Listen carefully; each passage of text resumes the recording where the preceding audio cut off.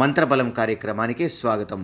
శ్రీ శోభకృత్నామ సంవత్సరం ఉత్తరాయణం, శిశిర ఋతువు, ఫాల్గుణ మాసం, శుక్లపక్షం, ఆరుద్ర నక్షత్రం, నవమి తిథి, సోమవారం.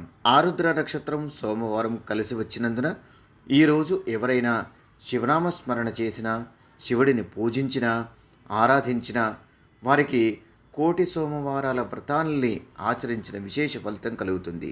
మంచి మాట కార్యక్రమానికి స్వాగతం. రుద్రుడిలో ఎంత ఆగ్రహం ఉంటుందో అంతే ప్రశాంతత ఉంటుంది. రుద్రుడి తత్వం గల వారిలో సైతం మంచితనం ఎంతగా ఉంటుందో వారిలో సహనం నశిస్తే రౌద్రం అంతగా కట్టలు తెంచుకుంటుంది. అయితే ఇదే క్రమంలో కొందరు పైకి మంచితనాన్ని నటిస్తూ తమ పనులు తాము పూర్తి చేసుకుంటారు. మరికొందరు సంపూర్ణమైన మంచితనంతో ఇతరుల పనుల్ని చక్కబెడుతుంటారు. రెండవ తరహా వారే నిజమైన మనుషుల్ని గమనించాలి. మొదటి తరహా వ్యక్తులు స్వార్థంతో తమ పనుల్ని తామే చక్కబెట్టుకుంటారు. అయితే రెండవ తరహా వ్యక్తుల మనసులో ఉన్న ప్రేమతత్వాన్ని మార్చలేరు ఎవరు. చాలామంది తమ స్వార్థంతో మన చుట్టూ చేరతారు వారి పనుల్ని చక్కబెట్టుకునేందుకు. అలాంటి వారిని ఎప్పుడూ నమ్మకూడదు. ఇక కుటుంబం విషయానికి వస్తే సంతోషంగా అనుబంధాల మధ్య ఉండే ఆత్మీయతను ఆస్వాదిస్తూ ముందుకు సాగితే ఎటువంటి సమస్యలు దరిచేరవనే విషయాన్ని గమనించాలి. అమ్మ, నాన్న, అక్క, చెల్లి, అన్న, తమ్ముడు ఇలా అనుబంధాల మధ్య ఉండే ఆత్మీయతను గ్రహించాలి.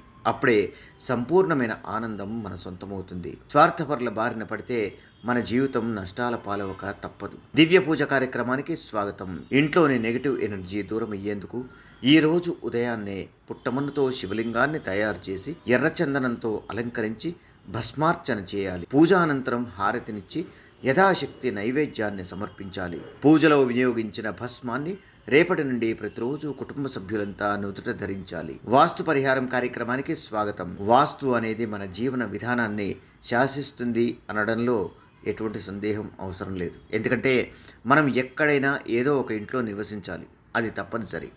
అలాంటప్పుడు ఆ ఇంట్లో వాస్తు దోషాలు ఉన్నట్టయితే గనక మన జీవితం అతలాకుతలమవక తప్పదు. అందుకే వాస్తు దోషాలు లేకుండా చూసుకోవాలి. అయితే వాస్తు దోషాల్లో ఒకటి పెద్ద ఇంట్లో తక్కువ మంది జీవించడం, చిన్న ఇంట్లో ఎక్కువ మంది జీవించడం. ఈ అంశాన్ని అనేక మంది పెద్దగా పరిగణనలోకి తీసుకోకపోవచ్చు, కానీ నిజానికి ఇది కూడా ప్రధానమైన అంశమే. ఉదాహరణకు ఒక పెద్ద ఇంట్లో తల్లిదండ్రులు మాత్రమే ఉంటే వారి అనారోగ్య పరిస్థితులు ఎలా ఉన్నాయో తెలుసుకునేందుకు ఎవరూ అందుబాటులో లేకపోతే వారు ప్రమాదపు టంచుల్లోకి వెళ్ళడం ఖాయం. అందుకే ఒక ఇంట్లో ఎంతమంది ఉండాలో అంతమంది ఉంటేనే మంచిది. ఒకవేళ ఇలాంటి వాస్తు దోషాలు ఉన్నట్టయితే గనక ఆ ఇంట్లో శ్రీవాస్తు యంత్రాన్ని ఏర్పాటు చేసుకుంటే ఎటువంటి వాస్తు దోషాలున్నా అవి మటుమాయమవుతాయి. ఆయుర్క్షేమం కార్యక్రమానికి స్వాగతం. మోకాళ్ల నొప్పులు, బలహీనతతో ఎంతోమంది బాధపడుతుంటారు. అలాంటి వారందరూ గతంలో క్యారెట్లను ఔషధంగా స్వీకరించేవారు. ప్రస్తుతం మనం ఆహార రూపకంగా స్వీకరిస్తున్నాం. 2 క్యారెట్లను తింటే కనుక 2 కిలోమీటర్ల దూరం అవలీలగా నడవగలరు. అందుకే నిత్యం క్యారెట్లను ఏదో ఒక రూపకంగా తీసుకోవడం మంచిది. యోగం క్షేమం కార్యక్రమానికి స్వాగతం.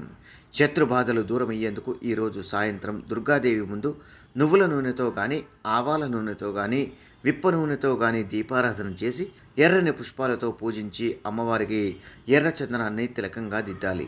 పూజా అనంతరం కర్పూరంతో హారతినిచ్చి రావి ఆకుకి నూనె రాసి దాన్ని హారతిపై ఉంచితే నుసిబారుతుంది.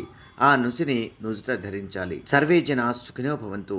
మమ్మల్ని సోషల్ మీడియాలో ఫాలో అవ్వండి.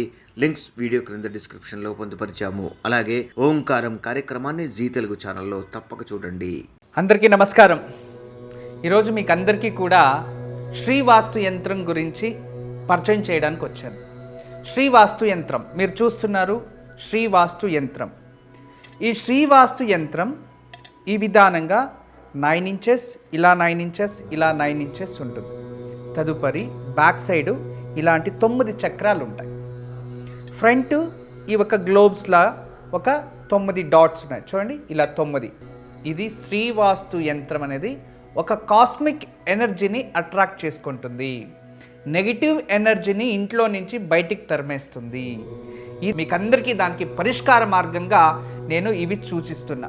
ఎందుకంటే చాలామంది పిల్లలు సరిగా చదువుతలేదు, ఇంకొకరు మా ఇంట్లో ప్రశాంతత లేదు, భార్యాభర్తల మధ్యలో సఖ్యత లేదు, దేవుడి గదిలో సరిగా పూజ చేయలేకపోతున్నా, ఇంట్లో ఏదో తెలియని బాధ అనిపిస్తుంది, మా ఇంట్లో ఎప్పుడు కూడా ఏదో తెలియని ఒక శ్మశానంకి వెళ్ళినట్టు అనిపిస్తూ ఉంటుంది, మా ఇంట్లో కలగానే ఉండదు ఎప్పుడు కూడా, ఇక మా ఇంటికి చాలామంది వచ్చిన వాళ్ళంతా వాస్తు దోషం అని చెప్తూ ఉన్నారు, మేము ఏం చేయాలి అని ప్రశ్నిస్తూ ఉండేవారు.